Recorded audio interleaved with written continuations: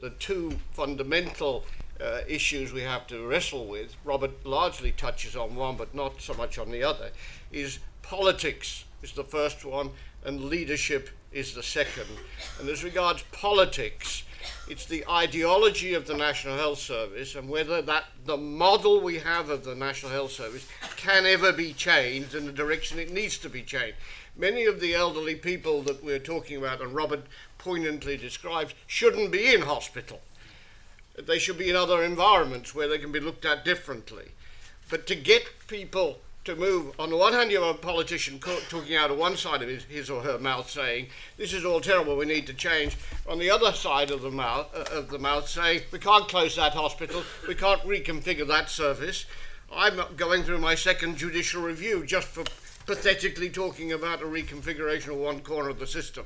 Unless that whole model is changed, we're not going to address the sort of issues that Robert says. As regards leadership, it is quite clear to me, that from politicians who wish to do something.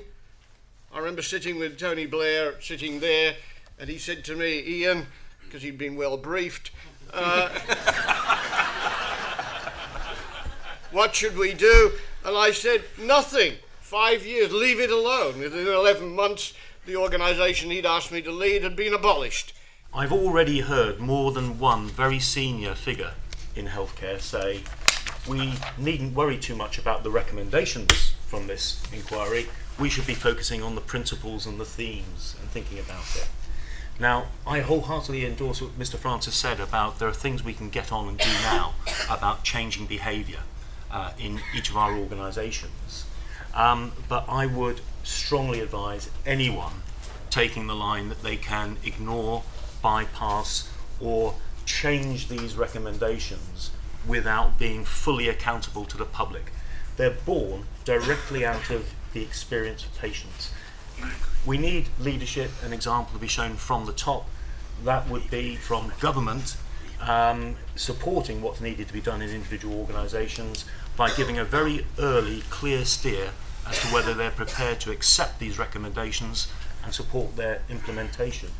Anything else would be a real insult, adding insult to injury, if you like, to the patients around the country who've lost loved ones.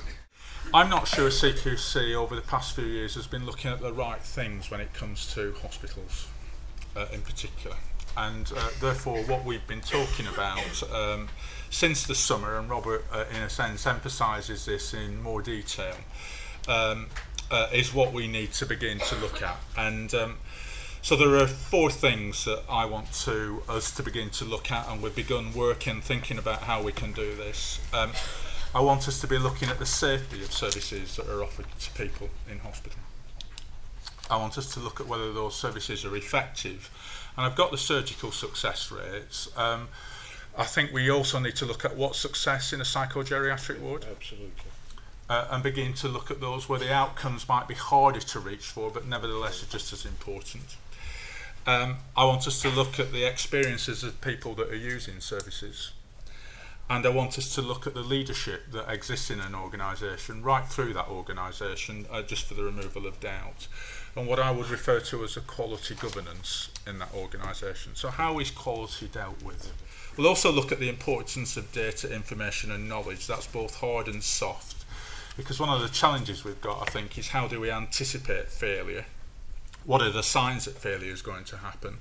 If I understand the chronology that Robert's laid out in his report, people in Mid-Staffordshire were raising concerns about the hospital from 2002. I think there's some very helpful recommendations. I think the named nurse, many of you will remember, was brought in by John Major. I think it was 1993, and somehow we lose some of these initiatives. Where do they go? What happened to that? Why is there no responsibility felt by individual nurses to individual patients on some wards? My research would suggest that the culture on the ward is very much determined by local leadership. The ward sister role, I think, has been grossly undervalued, under-remunerated. You get much more money being a clinical nurse specialist, having much less responsibility, and we need to examine that and make that a much more attractive role again, to attract people to it, attract the best people to it. I think We've also, as a nursing profession, I think we, over the time I've been a nurse, we've sort of lost our focus on essential care, and we've somehow given that away to healthcare support workers and assistants, and that's happened in my lifetime. And that's not to say that those people cannot give good care. Of course they can give good care, but as Robert has said, that they're not regulated or registered in any way. Some people have a minimum of a week's training before they are giving very intimate and specialised care to older people, older vulnerable people, and I think that that's a very welcome recommendation in the report. So the first thing, I think, is Robert's thing about foster a common culture, putting patients first. Now, I'm not very optimistic, I have to say, because we've been failing to do that for years. We've redesigned the NHS and put the providers in charge of everything, including commissioning.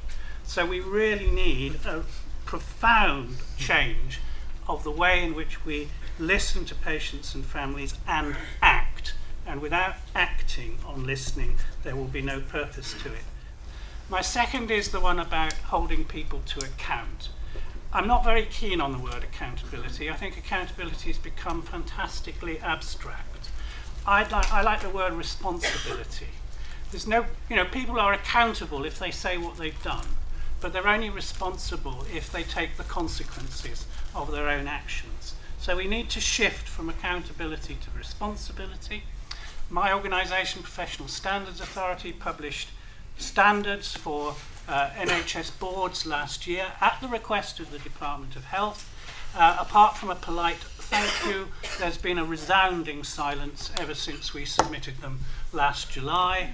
They have been well received in the trusts. There's no reason why you can't adopt them now. You don't need to wait for David Nicholson's permission to do so.